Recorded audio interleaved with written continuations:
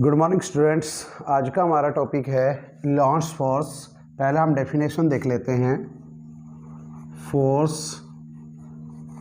Experienced bye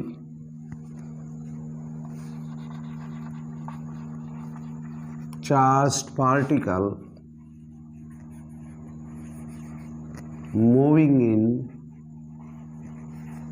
moving in space where both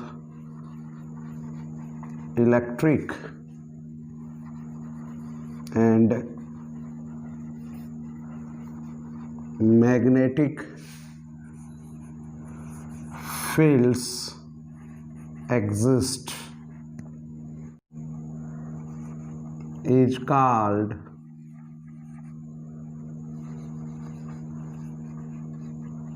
launch force. क्या कहना चाह रहा है ये कि कहीं पर जहाँ पर इलेक्ट्रिक और मैग्नेटिक फील्ड दोनों एग्जिस्ट करते हो, इलेक्ट्रिक फील्ड भी और मैग्नेटिक फील्ड भी, ऐसी जगह पर अगर कोई चार्ज पार्टिकल मूव करेगा, कोई भी चार्ज पार्टिकल मूव करेगा ऐसी जगह पर जहाँ पर इलेक्ट्रिक और मैग्नेटिक फील्ड दोनों है, तो वो एक फोर्स महसूस करेगा और उसी फोर्स को हम क्या कहते हैं? लॉन्च फोर्स कहते हैं। तो चलिए पहले हम देख लेते हैं force due to electric field. तो देखिए कहीं पे इलेक्ट्रिक फील्ड है, मान लीजिए कहीं पे ई इलेक्ट्रिक फील्ड है और एक चार्ज पार्टिकल जिसका चार्ज Q है वो मूव करता है। एक चार्ज पार्टिकल जिसका चार्ज प्लस Q है और वो मूव करता है इन electric field, uniform electric field E।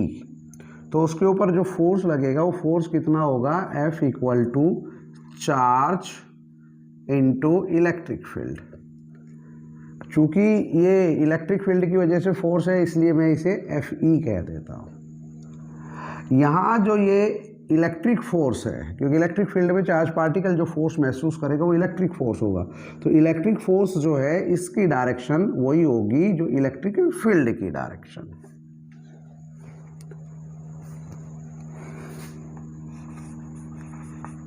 Force due to magnetic field. देखिए कोई चार्ज पार्टिकल जिसका चार्ज प्लस Q है, जिसका मास m है और वो v वेलोसिटी से मूव करता है in uniform magnetic field B, तो उसके ऊपर जो फोर्स लगेगा वो होगा Q v क्रॉस B। ये फोर्स होगा। चूंकि वो मैग्नेटिक फील्ड के अंदर ये फोर्स महसूस कर रहा है चार्ज पार्टिकल, इसलिए इस फोर्स को मैग्नेटिक फोर्स कहते हैं। तो उस चार्ज पार्टिकल पे इतना मैग्नेटिक फोर्स होगा। एक चार्ज पार्टिकल जिसका चार्ज प्लस Q है वो v वेलोसिटी से मूव करता है in uniform magnetic field B, तब उसके ऊपर फोर्स इतना होगा, मैग्नेटिक फोर्स। अच्छा, इस मैग्नेटिक फोर्स की डायरेक्शन क्या होगी? मैग्नेटिक फोर्स की जो डायरेक्शन होगी वो V और B दोनों के परपेंडिकुलर होगी। या आप ये भी कह सकते हो कि जिस प्लेन में V और B दोनों है, इन दोनों के ही क्या होगी? उस प्लेन के ही क्या होगी? परपेंडिकुलर। दोनों बात कह सकते हो, V के भी परपेंडिकुलर होगी, B के भी परपेंडिकुलर होगी, या ये कह दीजिए कि जिस प्लेन में V और B दोनों है उस प्लेन के ही परपेंडिकुलर होगी। और उसको किससे निकालेंगे? राइट हैंड रूल से निकालेंगे उसकी डायरेक्शन को। तो ये तो हमने अलग अलग देखा कि इलेक्ट्रिक फील्ड की वजह से क्या फोर्स महसूस करेगा चार्ज पार्टिकल, मैग्नेटिक फील्ड की वजह से क्या फोर्स महसूस करेगा charge particle.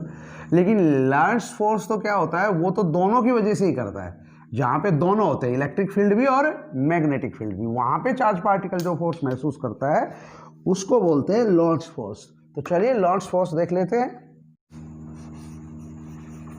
force due to both electric and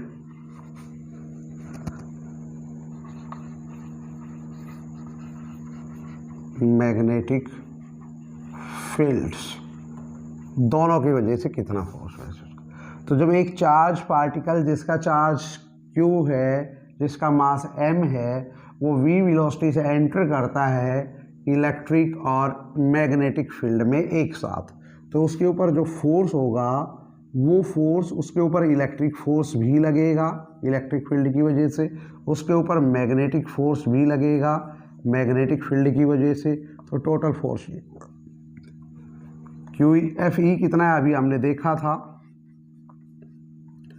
और एफ एम कितना है ये भी हमने देखा था। इसको ऐसे भी लिखा जा सकता है,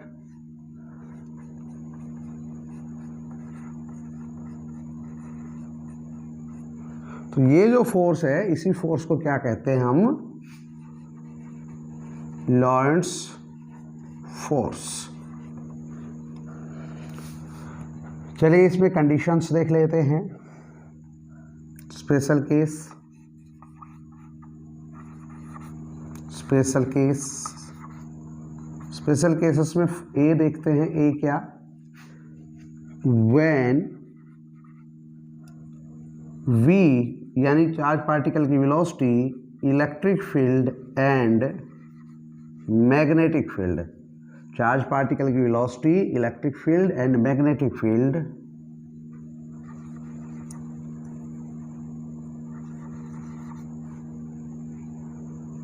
all three are collinear,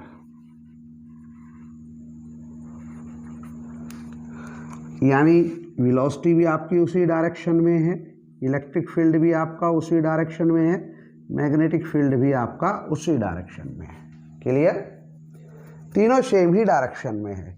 तो जब तीनों सेम डायरेक्शन में होंगे तो क्या होगा जरा देखिएगा, तब आपका जो ये फोर्स था इलेक्ट्रिक फोर्स ये रहेगा, क्योंकि ये कितना रहेगा QE, लेकिन जो मैग्नेटिक फोर्स है FM वो QV क्रॉस B होता है, यानी Q इसका भी मैग्नीट्यूड, इसका भी मैग्नीट्यूड, साइन, यहाँ मैग्नीट्यूड देख रहे हैं तो Q V का मैग्नीट्यूड, B का मैग्नीट्यूड, साइन, इन दोनों के बीच का एंगल। अब इन दोनों के बीच का एंगल तो जीरो होगा क्योंकि ये तो सेम डायरेक्शन में, देखो सभी सेम डायरेक्शन में, तो जीरो, और साइन जीरो की वैल्यू जीरो, इसलिए क्या आएगा, ये ओवरऑल जीरो आएगा, यानी मैग्नेटिक फोर्स तो जीरो आ गया। तो क्या बचा, केवल ये फोर्स बचा। तो उस कंडीशन में आपका जो लॉरेंट्ज फोर्स था F, वो तो FE प्लस FM होता है, FE आपका QE है और ये आपका जीरो है। तो कुल मिला के ये कितना आया आपका, ये आया आपका QE, इतना फोर्स होगा। अब इतना फोर्स लग रहा है तो उसका एक्सेलरेशन भी होगा चार्ज पार्टिकल का, वो कितना होगा, वो F upon M, charge particle का मास M है और उसमें फोर्स कितना लग रहा है F, ये हो जाएगा QE अपॉन M, इतना एक्सेलरेशन होगा उस चार्ज पार्टिकल, और कौन से डायरेक्शन में होगा, जिस डायरेक्शन में इलेक्ट्रिक फील्ड है। चलिए दूसरा स्पेशल केस देखते हैं। Special case B, when velocity of the charge particle, electric field and magnetic field are mutually perpendicular to each other, mutually perpendicular to each other, तब क्या होगा, जब आपका V, E और B तीनों ही एक दूसरे के परपेंडिकुलर हो। चलिए तब सिचुएशन क्या होगी वो भी देखिए। तो देखिए जो टोटल फोर्स होता है वो तो पहले ही बता दिया, FE प्लस FM यानी q E plus q v cross B ये होता है। तो अब जरा देख लेते हैं कितना बनेगा ये।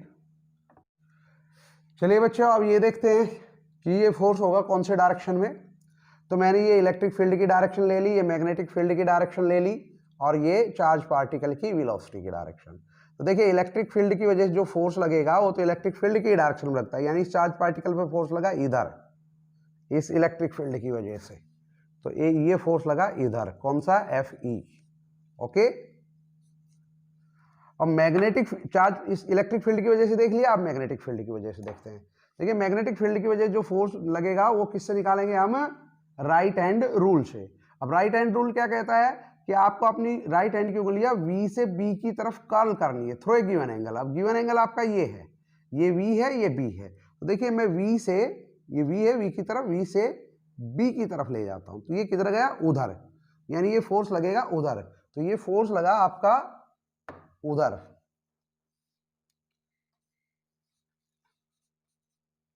तो यानी इस चार्ज पार्टिकल के ऊपर जो इलेक्ट्रिक फील्ड की वजह से जिधर फोर्स लग रहा है, ये जिधर लगा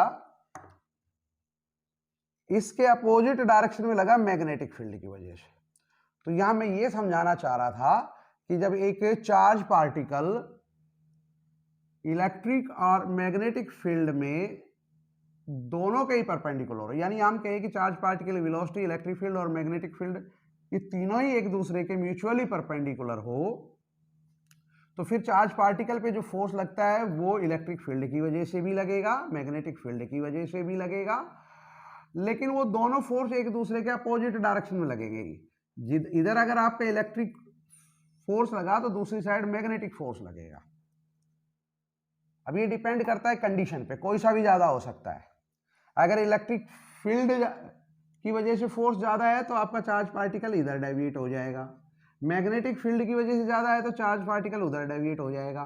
पर ऐसा भी हो सकता है कि ये दोनों बराबर हो जाए, यानी एफ ई और एफ बी इनका मैग्नीट्यूड दोनों का बराबर हो जाए, डायरेक्शन तो अपोजिट है ही, मैग्नीट्यूड बराबर हो जाए, तब आपका ये नेट फोर्स जो है ये जीरो हो जाएगा, क्योंकि ये दोनों फोर्स इक्वल है मैग्नीट्यूड में, ये दोनों फोर्स इक्वल है मैग्नीट्यूड में और अपोजिट डायरेक्शन में। तो फिर क्या हो जाएगा, ये जीरो।